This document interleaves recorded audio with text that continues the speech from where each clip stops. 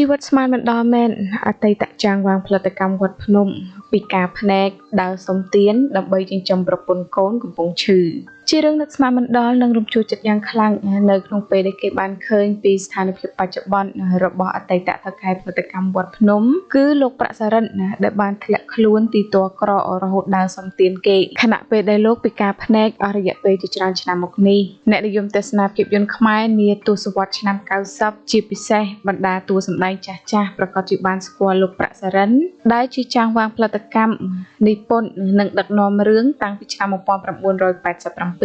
ទោះជាយ៉ាងណាក្រោយពីបាត់មុខអស់រយៈពេលជាច្រើនឆ្នាំរូបលោកក៏ត្រូវបានគេដឹងថាបច្ចុប្បន្នជីវិតរស់នៅរបស់លោកគឺកំពុងតែធ្លាក់ខ្លួនទីទ័លក្រយ៉ាងខ្លាំងរហូតដល់សុំអាហារតាមវត្តអារាមនិងតាមផ្ទះភូមិបើតាមការសម្ភាសជាមួយអតីតតារាសម្ដែងអ្នកស្រីច័ន្ទតារាទីកាលពីពេលថ្មីគឺបានឲ្យដឹងថាអតីតចាងវាងនិងជាអ្នកដឹកនាំផលិតភាពយន្តដ៏ល្បីឈ្មោះលោកតាប្រាក់សរិនហៅហុងបច្ចុប្បន្នកំពុងធ្លាក់ខ្លួនលំបាកខ្លាំងពោលគឺលោកត្រូវដើរសុំអាហារតាមវត្តអារាមដើម្បីទទួលទានជាប្រចាំលោកប្រាក់សរិនហៅហុងដែលល្បីឈ្មោះនៅអំឡុងឆ្នាំ1987ជាម្ចាស់ផលិតកម្មនិងជាអ្នកដឹកនាំសម្ដែងបានបញ្ជាក់ថាបច្ចុប្បន្ននេះលោកមានកូនស្រីម្នាក់នៅក្នុងបន្ទុកដែលមានជំងឺសរសៃប្រសាទខណៈប្រពន្ធក៏ដេកឈឺលើកន្ទេលហើយសម្រាប់រូបលោកខ្លួនឯងក៏ធ្លាក់ខ្លួនពិការភ្នែកប្រមាណជា12ឆ្នាំមកហើយកាលពីពេលថ្មីកន្លងទៅនេះលោកតាប្រាក់សរិនរួមជាមួយបងប្អូនសិល្បករសិល្បការិនីជើងចាស់ជាង20នាក់គឺបានមកទទួលអំណោយពីគ្រួសារសប្បុរសធម៌មួយ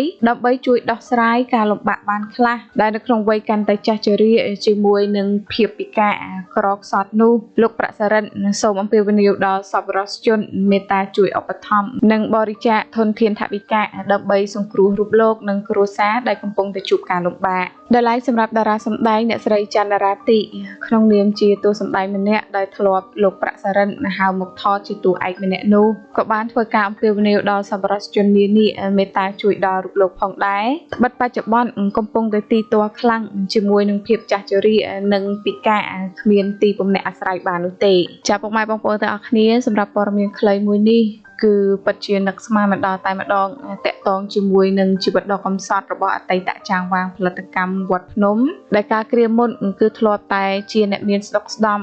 ជាម្ចាស់ផលិតកម្មមានផលិតកម្មខ្លួនឯងចេះទាំងនិពន្ធដឹកនាំរឿងផ្សេងក៏ប៉ុន្តែជីវិតពេលនេះបែរជាធ្លាក់ដល់បានតែម្ដងត្រូវធ្លាក់ខ្លួនពិការគ្មានទីពំនាក់អាស្រ័យដល់សុំទានគេដើម្បីបានថវិកាតិចតួចចិញ្ចឹមប្រពន្ធដែលកំពុងតែឈឺក៏ដូចជាកូនកំពុងតែមានជំងឺសរសៃប្រសាទបន្ទាប់ពីទទួលបានដំណឹងនេះហើយគឺពិតជាគួរឲ្យខ្លោចចិត្តអាណិតលោកតាខ្លាំងមែនទែនចា៎ហើយសម្រាប់ព័ត៌មានមួយនេះដែរនាងខ្ញុំសូមបញ្ចប់តែប៉ុណ្ណេះសូមអរគុណពុកម៉ែបងប្អូនទាំងអស់គ្នាដែលបានតាមដានស្ដាប់ក៏ដូចជាទស្សនានៅរាល់ព័ត៌មានទាំងអស់ដែលចេញពី Channel របស់នាងខ្ញុំជាចុងក្រោយសូមជូនពរពុកម៉ែបងប្អូនទាំងអស់គ្នាឲ្យមានសុខភាពល្អក៏ដូចជាធ្វើដំណើរទៅទីជិតទីឆ្ងាយប្រកបដោយសុខសុវត្ថិភាពជានិច្ចសូមអរគុណនិងសូមជម្រាបលា